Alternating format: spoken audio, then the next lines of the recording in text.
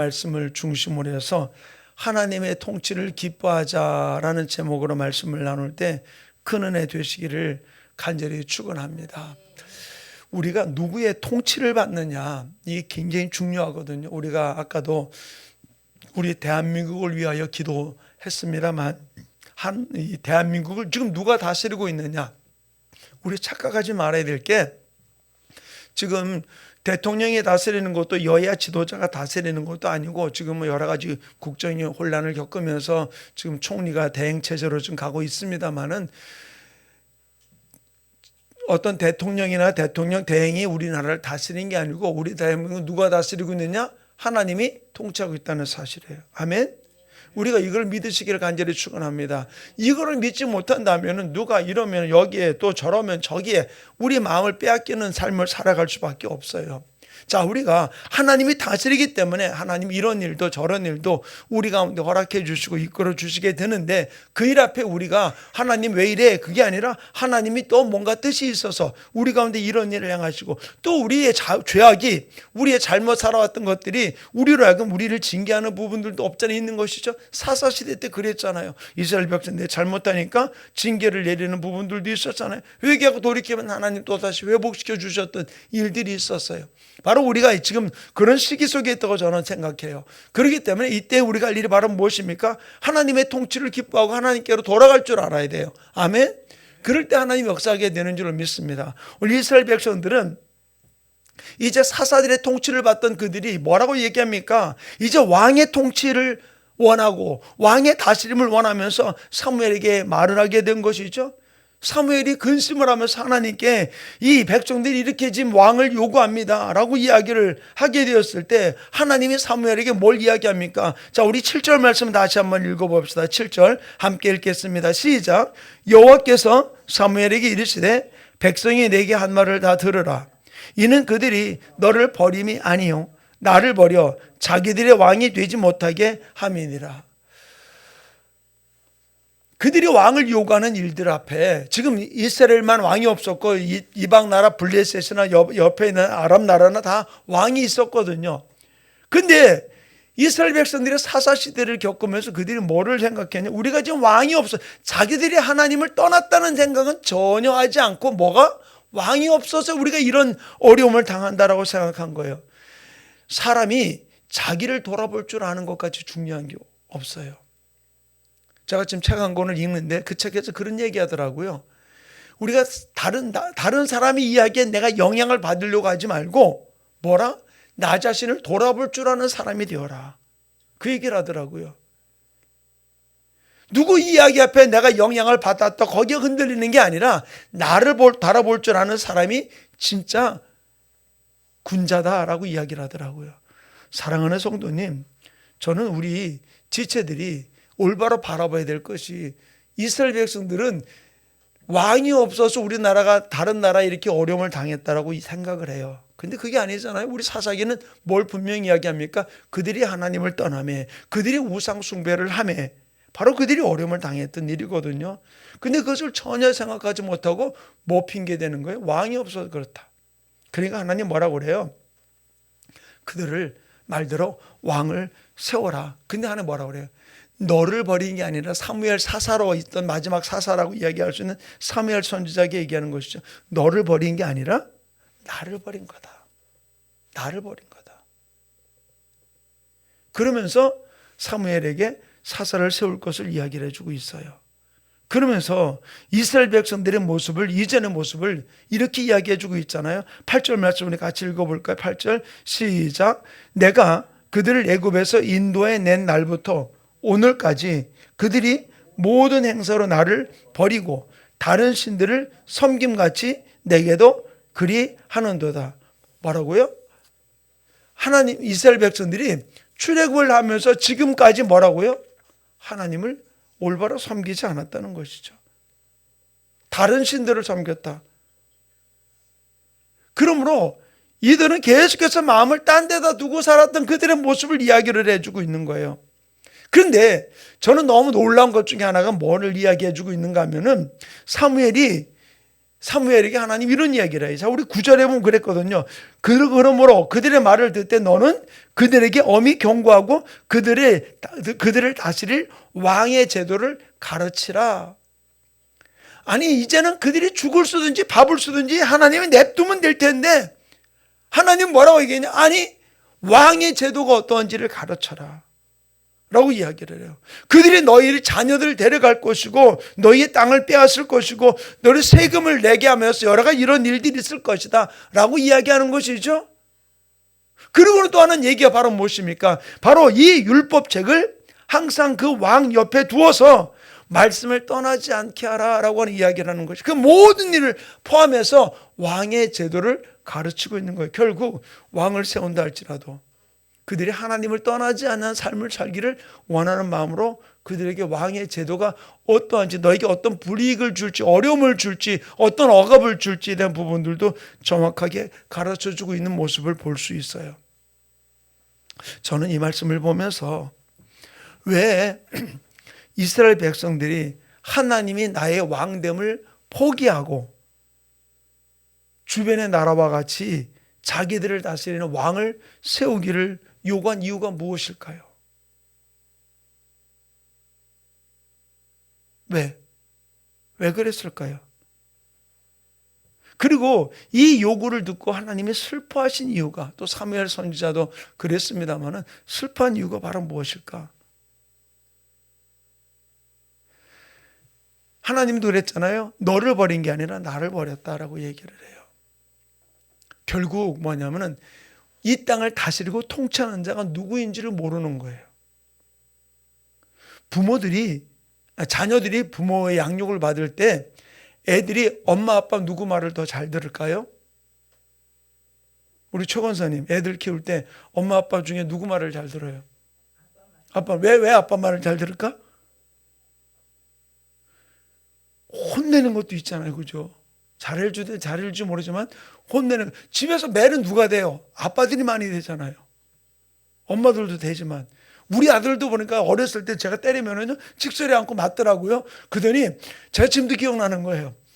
걔가 초등학교 1학년 들어갔을 때가 언젠가 모르겠는데 하여튼 초등학교 들어가기 전인 것 같아요. 컸다고 지 엄마가 몽둥이를 딱 들었어요. 빗자루를 딱 들었더니 뭐라고 했냐면 뺑뺑뺑뺑 도는 거예요. 옛날에 맞더니 안 맞으려고 그러는 거예요. 엄마도 무서워하지만. 근데 자, 여기서 무슨 얘기냐면 나를 지금 이 땅을 다스리는 통치자가 누군지 모르는 거예요. 우리 손주들은 저한테요. 우리 사모님 집사람도 어떤 데는 서운한 듯 저한테 얘기해요. 이 손주들이 나한테는 전화 안 하고 지 할아버지한테 전화하는데 왜 돈을 내가 가끔씩 1,000원씩 용돈도 주니까 나는 뭐라고 얘기하는데 다 들으니까 나한테는 다 전화하는데 할머니한테는 전화 안 한다고 섭섭해하고 그러더라고요. 근데 자 보세요. 진짜 다스리는 자가 쟤네들이 누군지 몰라.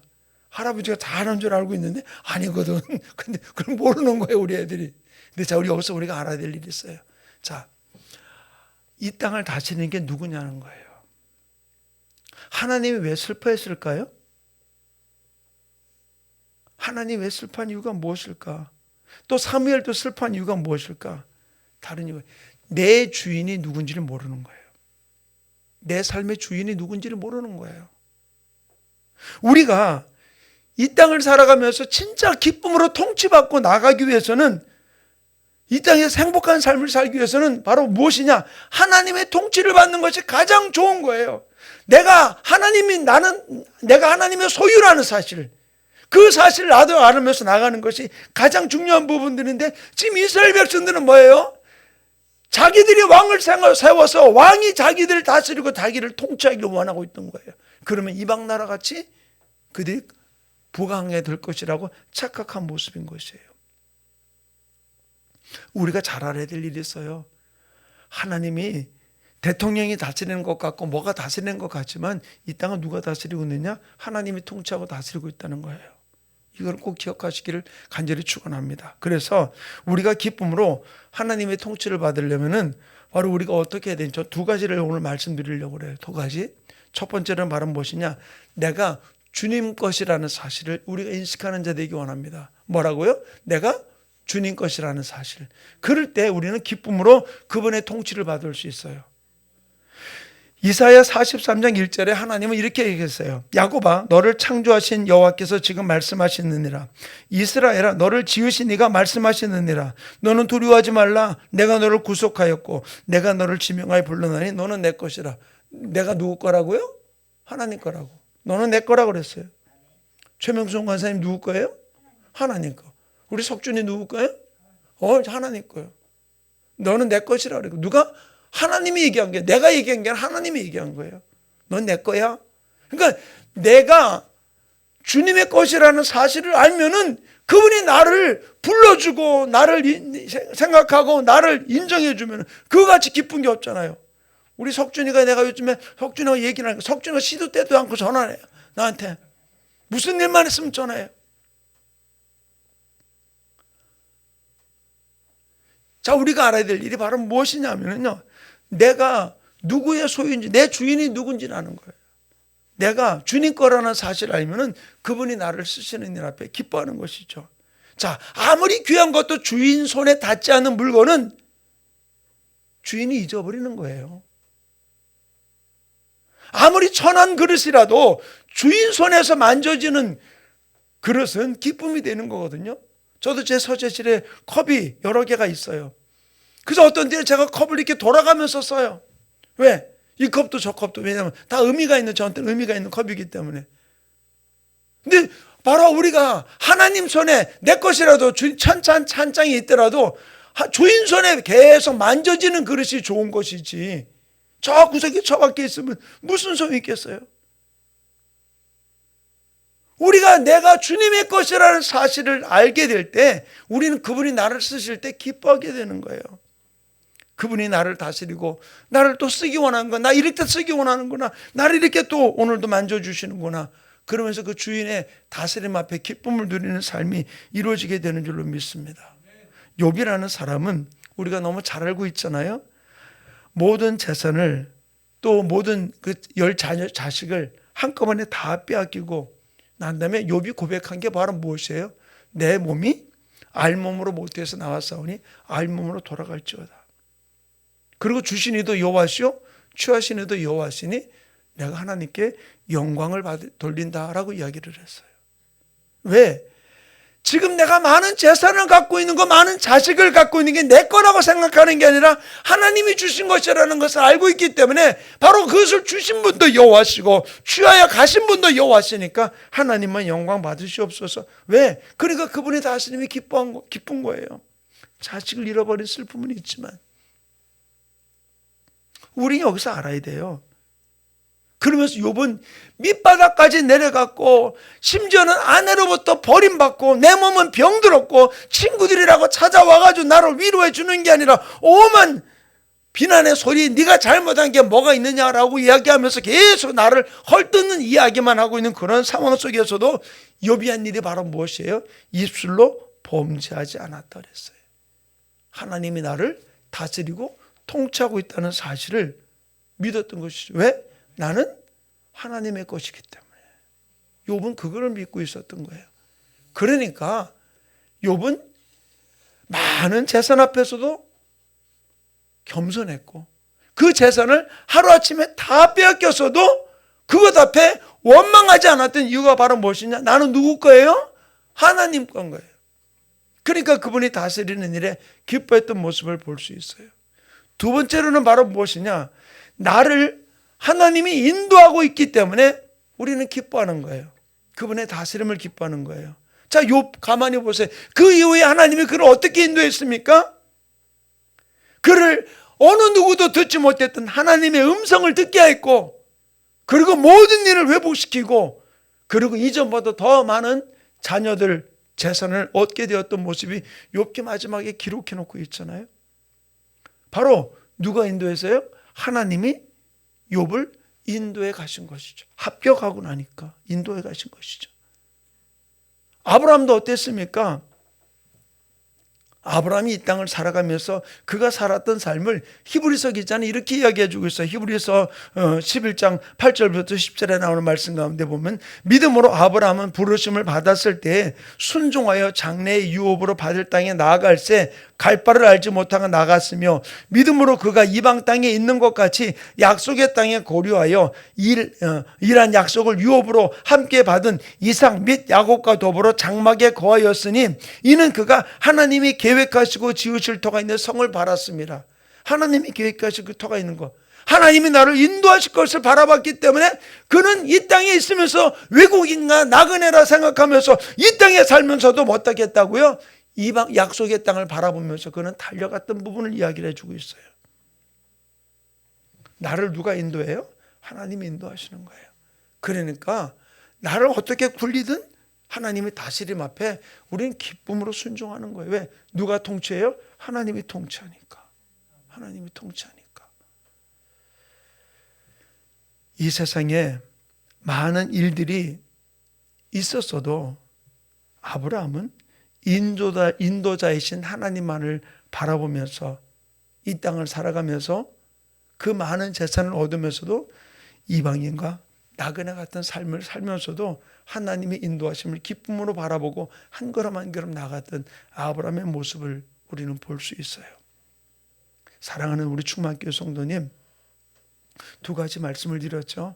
첫 번째는 나는 누구 거다? 하나님 거다. 두 번째는 나는 누가 인도한다? 하나님이 인도한다. 그걸 알고 나니까 밑바닥을 내려가도 기쁜 거고 억울한 일 당해도 거기에 외면하지 않고 기쁜 거예요. 왜? 하나님이 나를 다스리고 나를 이끌어 갈 거니까 나를 계속해서 억울함 속에 놔두지 않을 거라고 믿고 있기 때문에. 왜? 마지막 이 땅에서 모든 삶이 억울했을지 모르지만 저 천국에서 하나님이 나를 너 충성된 종아 잘했다 우리를 칭찬할 걸 믿기 때문에. 아멘.